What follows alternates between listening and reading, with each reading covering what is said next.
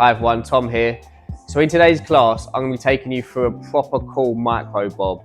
And the key thing I want you to take away from this demo is how to combine our line technique with graduation and layering to create something cool and graphic, but really wearable.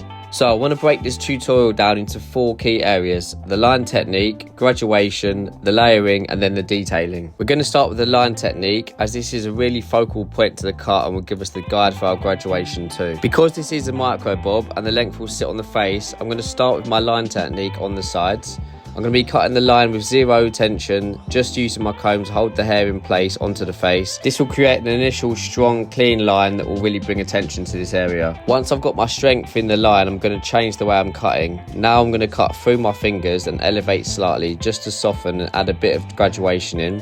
This will also give flow to the back, as I'm going to do this here too. So with the back, I'm using the sides as my guide, combing the hair into my fingers and then cutting my line, working around the head. I've chosen to cut the line in at the back before graduating the underneath to give me a stronger, more solid effect. On to the second technique, the graduation. So now my line and guide is in, I'm just going to use the graduation technique to remove the rest of the hair underneath. I'm working a steep angle here so that it don't cut into the line I've just put in. I'm also using diagonal sections as it helps me to be able to access the hair at this steeper angle that I've just mentioned. I'm taking it as tight as I can here so my fingers are pressed onto the nape in this area. The next step is going to be the layers. I want to create some really short layers here to give me lots of texture, volume and attitude. I also don't want there to be any bulk, so I'm going to be working some round layers. I'll be starting in the middle and then working along the head, following the head shape, right into the fringe area to connect it all and remove the weight. I'll then be working this guide, following the head across to reduce the weight on the very top, keeping it soft and textured here. It's always really important to cross-check our work to be able to create the balanced shape we want. And the rule is to work in the opposite way to how you were sectioning.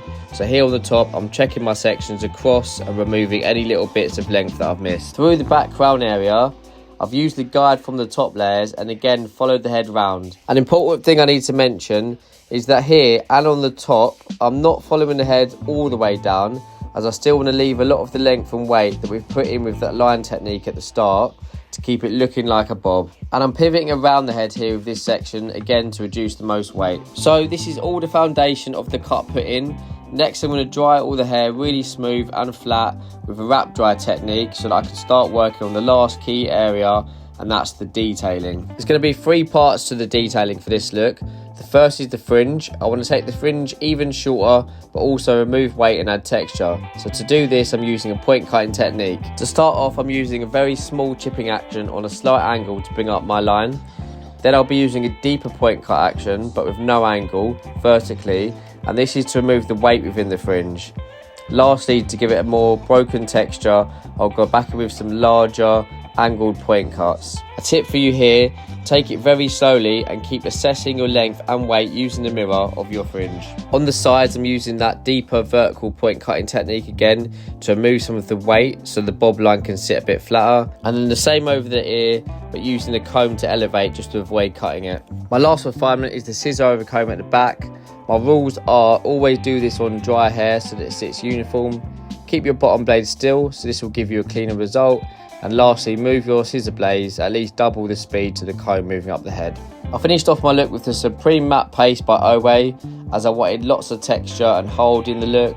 And then the next day cream to add a bit of shine and a lived-in feel to the hair. And my technique for applying the products is quite simple really. Just get it in all through the hair.